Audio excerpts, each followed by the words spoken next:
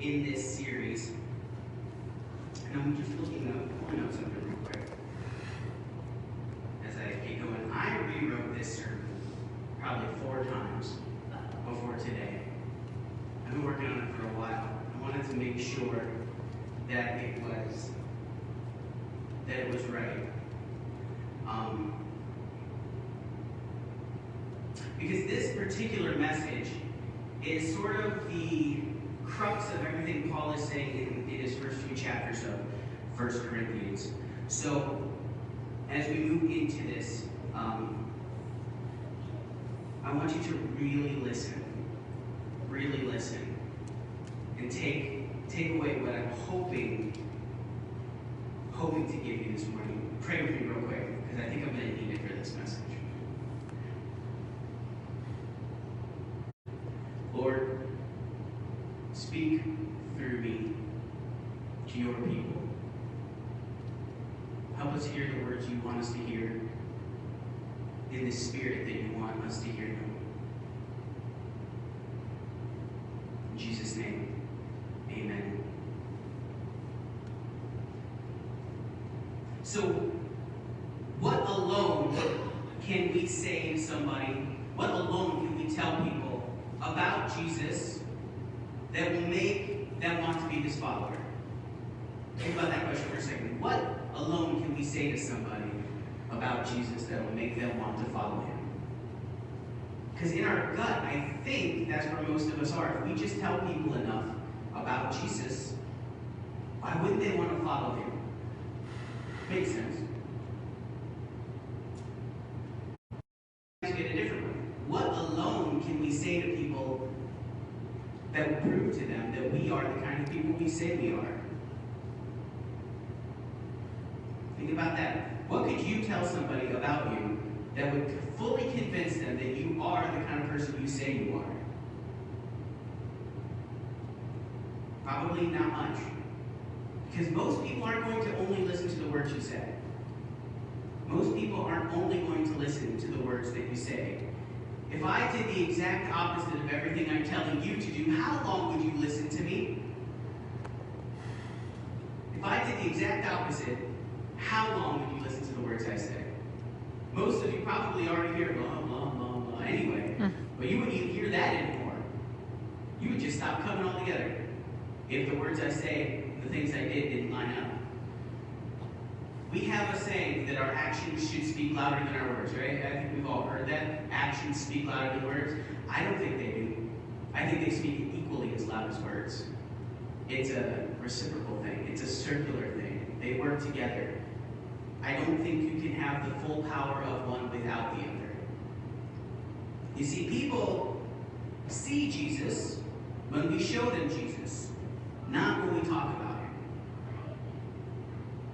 People see Jesus when we show them Jesus. That's why every week I tell you to go out and be Jesus to somebody. Because people only see Jesus when we show them Jesus. Doesn't matter what we say about him. That's how they see him.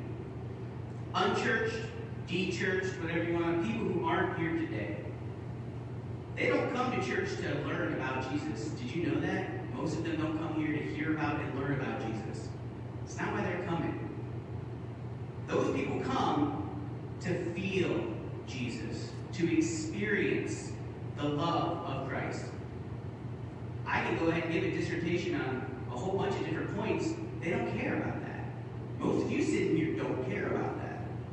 You want to feel a movement of the Spirit. You want to feel God in this place. Unchurched, de-churched people, they come to see the change in us that following Jesus and listening to the Holy Spirit can bring. They come to see that. We are under a microscope when new people come here. And rightfully so. Because if we can't show them what we're talking about, it doesn't really matter.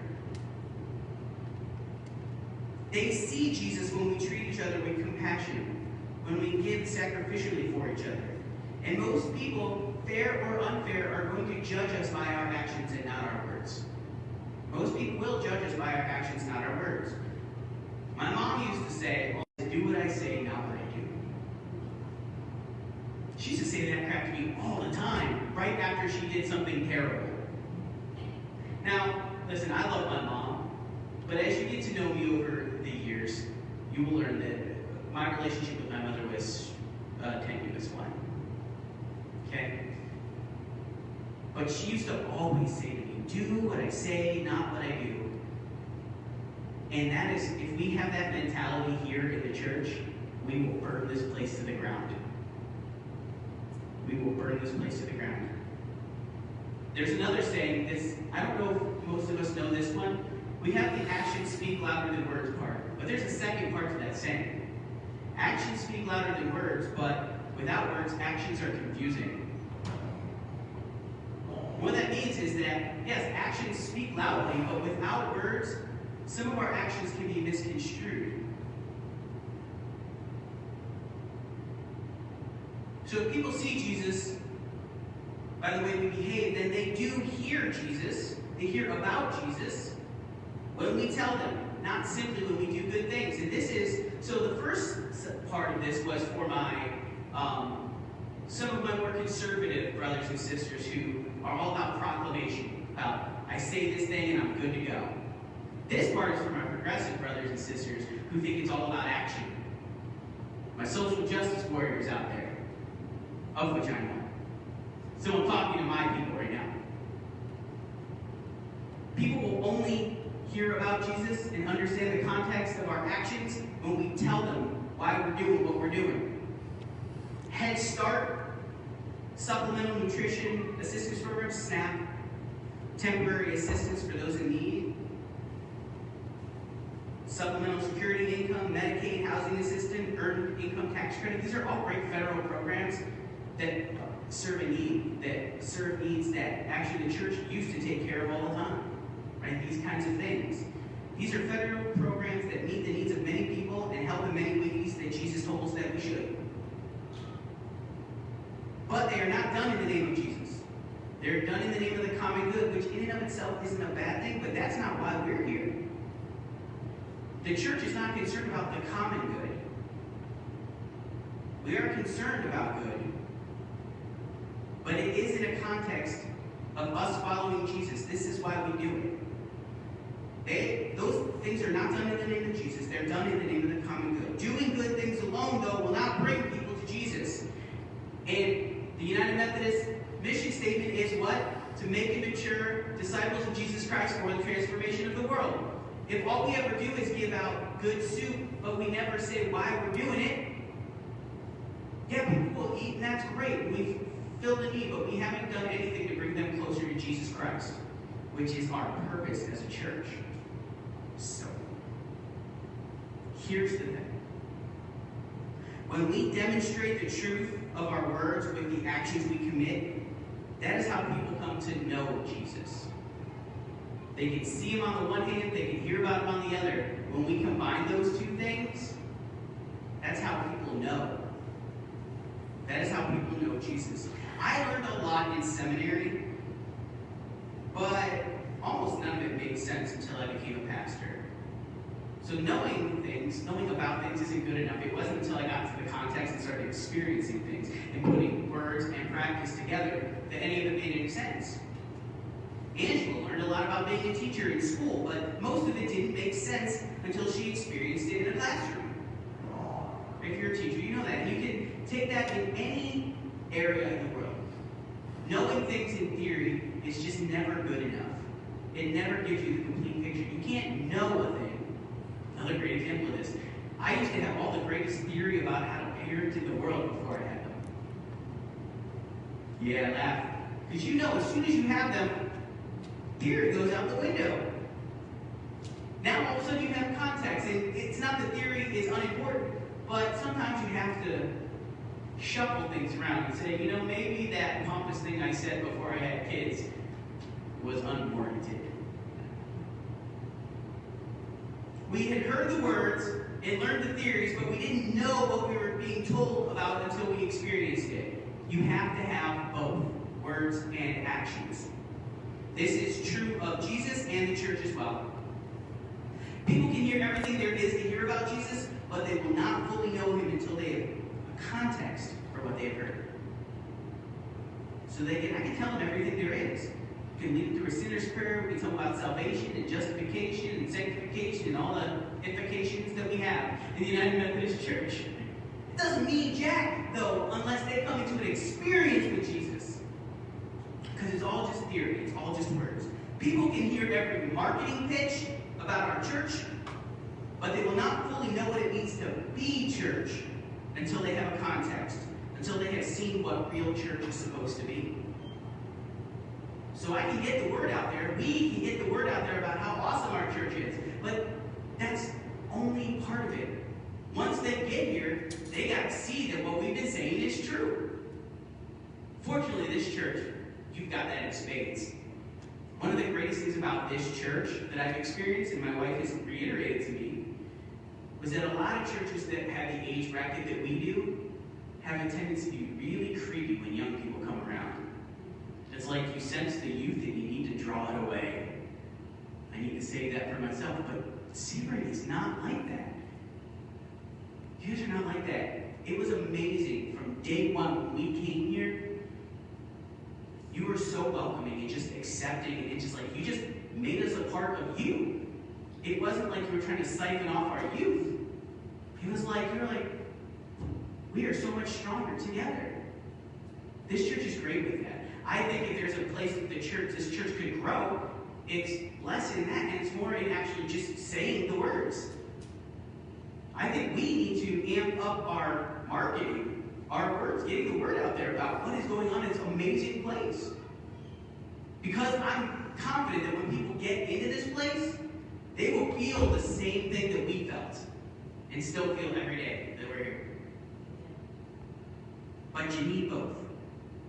You need both. So this week, this is what I want you to do. I want you to compare your actions to the words that you speak. I want you to compare them off of each other.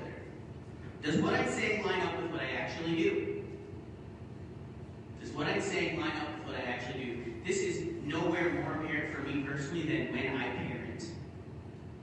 I'm looking out at a couple parents right now. You know what I'm saying is true. I tell my kids not to hit right after I've spanked them. Does that make any sense in the world? No. I tell my kids not to yell at each other as I'm yelling at them. Right? It's hard. It's hard. So I'm not asking you to do a simple thing. I am asking you to do a conscious thing. Be conscious of the things that you say and the actions you do. And do those line up. I want you to be conscious of that. Is what I'm doing in line with what I tell others they should do? Because if there's one thing the church is great at, it's telling other people how to live. It's telling other people how to live. And I'm not saying we shouldn't do that, but we sure as heck better have our stuff in order too. Now, you don't have to be perfect to come to church. No. But what I'm saying is, if you're not perfect, pipe down just a tad. If you're not perfect, pipe down just a tad. Now, you pay me to stand up here and do this, so there's a difference. I don't have to pipe down. But I do have to be very conscious of what I do. I'm asking you to do the same thing. Compare your actions to your words and see if they line up. I'll give you a story here, and then we'll close out. Of a real-life example of how I actually succeeded at this. I usually tell you the ways I failed at things, because there are a lot more of those than the successes. But here's one where I actually succeeded at what I'm telling you. Years ago, about a decade ago, I don't know the specifics of what happened there, but just know that it was a very un-Christ-like exit from that church. And they hurt us, and Angela and I, we left the church altogether. Not just that church, but church altogether. It really rocked our faith to see such ugliness in a house of God. But then, when I decided to go to seminary, I knew that I needed to go back to church. I just knew that, obviously, if I'm going to go to seminary, you can't be like going to be a pastor and still hate church. I know some people think you can, but you can't. You have to have a deep love for this broken organization. But I knew that I was going to have to go back to church. But then when I decided I was going to become a pastor, I knew that I needed to forgive that church. I knew that I needed to forgive that church. I knew that going to church wasn't enough. I needed to go to that church, and I needed to forgive those people.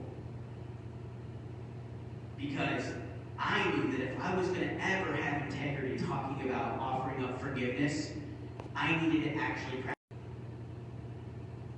And we did.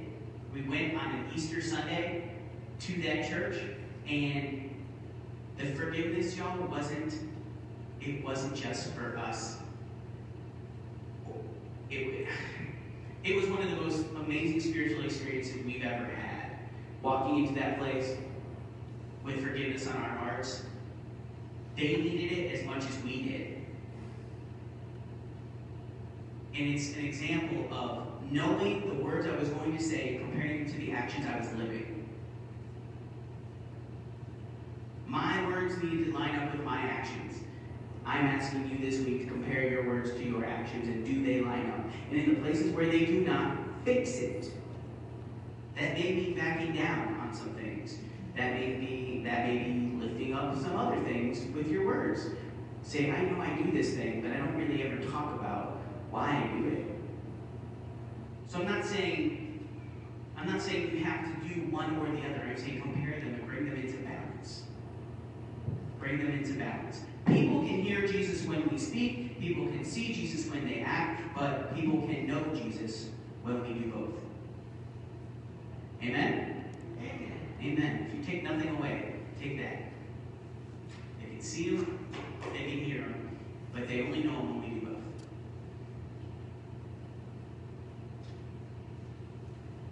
You guys can stay seated, pull out your hymnals.